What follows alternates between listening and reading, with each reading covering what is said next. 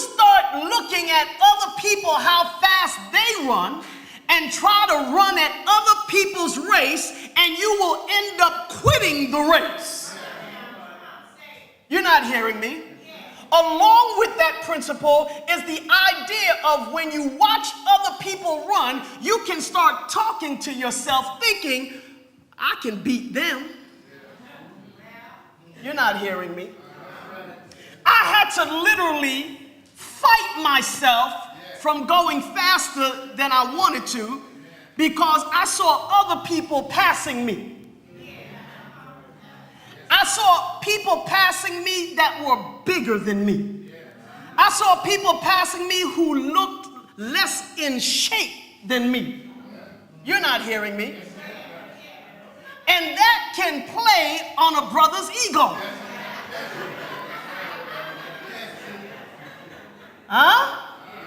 That can play on your ego. And the same thing in natural is the same in the spiritual. You can look at other people, and other people you can look like, I should be doing better than them. I should be further along than those people. But it seems like those people are moving faster than you. And it seems like those people, and it doesn't look like they're as much in shape as you. I don't see them at Sabbath school. I don't see them at church every week. I don't see them here, but it looks like they're doing better. And if you try to run at their pace, if you try to prove yourself too early, you'll get messed up. Before you get to the end, you'll be tired. You'll be tucked out, ready to quit. The beginning of the race is about finding your pace and not running at the pace of others. Now, point number 3. That's the first 2 points. First point, there are many who start the race together, then at the end of the race, that end the race together. Second point, the beginning of the race is about finding your pace and not running at the pace of others. Point number 3, your pace is determined before the race. Oh, help me preach this, Lord. Your pace is determined before the race. You learn your pace from the training you've done. You're not getting this. If you're going to run in a race, you've got to train. You don't wake up in the morning and say, I'm going to run a marathon. You've got to train, and what most people don't know is that you go to the gym and you train and you get on the treadmill like I did, and you find your pace. Huh? You start working out and you say, that's too fast. And you move it down a bit, and you say, oh, that's too slow, and you move it up, and you find you work out. Your training determines your pace. And what most people don't understand, BJ, is that the church is the gym. The church is not the race. Oh, you're not hearing me. You're not running in here. When you're part of the church, you're in training. And if you're not willing to come to the gym to train, you're going to fail the race. The gym is not, you don't go to the gym for other people to lie to you.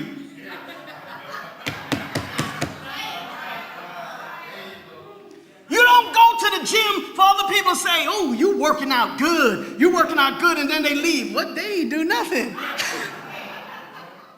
You don't go to the gym just to eat protein bars and stuff and never get on the treadmill. Drinking Gatorade and never broke a sweat.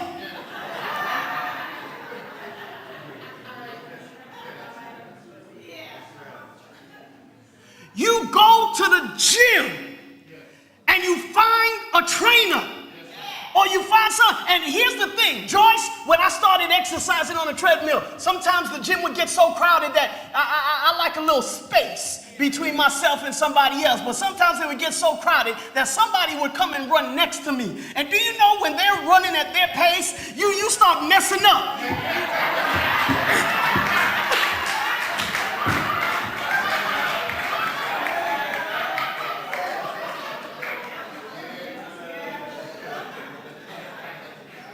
And the gym is where you exercise. The gym is where you get training. You come to church and somebody gets on your nerve. That's training. You come to church and somebody makes you upset. I'm just going to leave. If you're going to do that in training, that's what you're going to do out there. You have to understand the church is not the race. The church is the gym. And if you get tired exercising and practicing in the gym, you're not going to finish the race. Think church is about you coming to feel good. I'm going to come to feel good. I see a whole bunch of people go to the gym. They decked out. They got those outfits on. They got new outfits on. And I see them.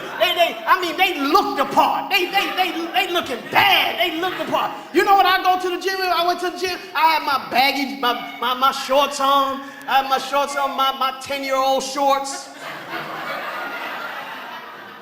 Had my 10-year-old shorts. I went to the store talking about I'm gonna get me something new.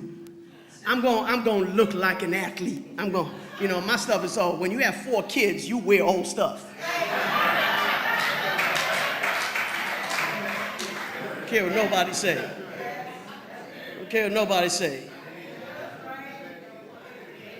I said, I'm gonna go to the store. Go to the store, and I would come home drenched.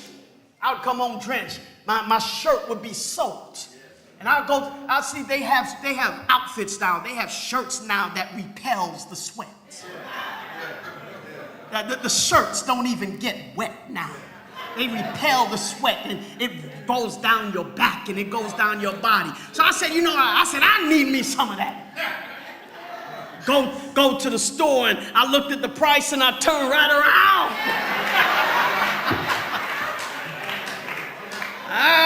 I said, my shirts can get sweaty.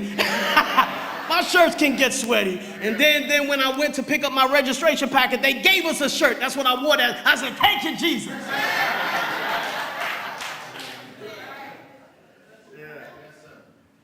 The church is not here to make you feel good. The church is here to train you. Train you to be prepared to run the race of life. That's what we're here for. You come to church and somebody corrects you. Don't tell me what to do. Well, baby, this is the gym. This is where, if I can't tell you, if the trainer can't tell you what you're doing wrong, you're going to pull a muscle.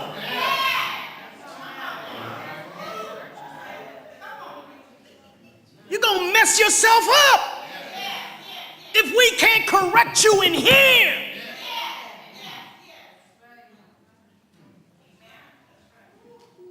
Your pace is determined before the race. You learn your pace from the training you have done. The church is the gym where you train for the race of life God's way. You see, when you don't exercise but you want to run, you end up cheating.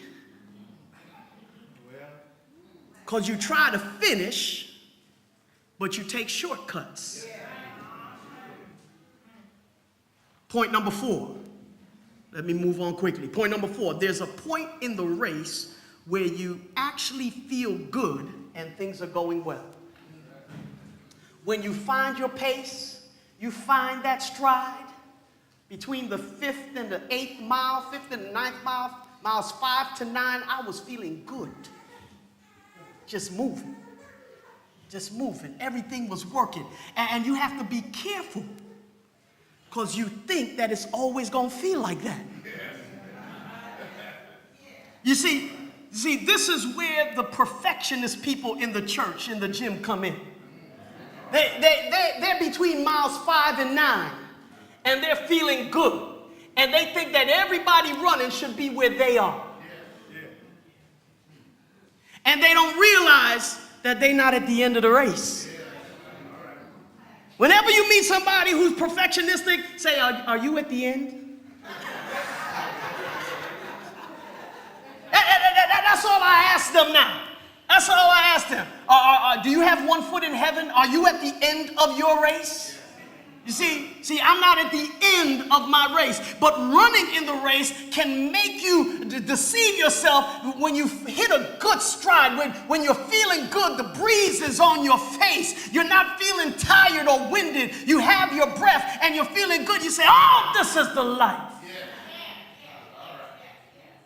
I can take on any challenge, and in your Christian walk, there will be points in your Christianity that you feel that way. Things are going good. Things are going well. And when things are going well, enjoy it. But no, it's not the end of the race. It's not the end of the race. Point number 5. The longer you run in the race, there are longer periods that you run by yourself. I know I saw everybody. There's a pattern. My kids showed up at the 5-mile mark. I was so glad to see them. Then some others at the 8-mile mark. And it's glad to see them. But the longer the race goes, the more you don't even see folk. You're not hearing me. You're not hearing me. I mean, you see folk, but you don't see them. You see folk, but you really don't care what you see.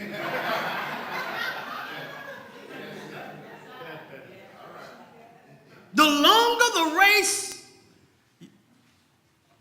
goes and the longer you run, you're going to run by yourself. And it's that time, it's in those times of running by yourself. One thing I've realized is that when I was running last week, that you can say some crazy things to yourself.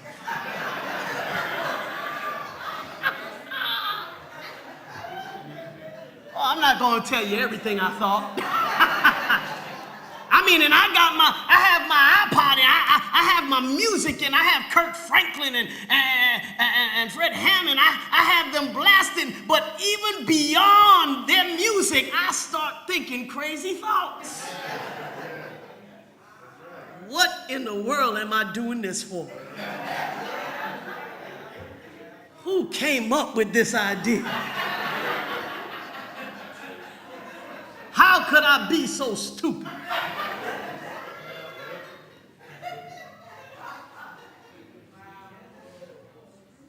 And you will say stuff in your Christian run. And nobody will know it. They'll see you and you're still running. They think you're doing well. Look, he's still running, but you don't know what I'm thinking. You see folk coming to church smiling, but you don't know what they're thinking. You see church folk coming to church serving. You don't know what they're thinking. You see folks standing up preaching and singing, but you don't know what they're thinking.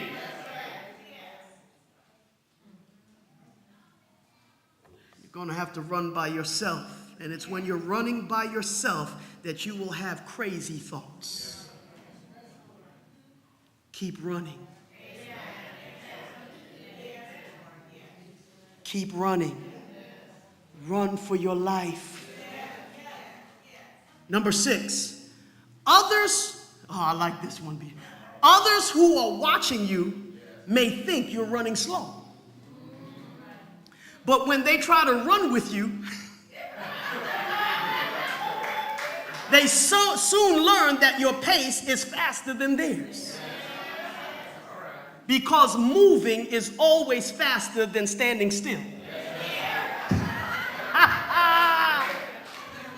I remember my daughters started running with me. I was about at the 8-mile mark. Bree and Olivia started running with me, and they running, they laughing at me. Daddy. They running with me, and about before we got to the end of the block, we see you later.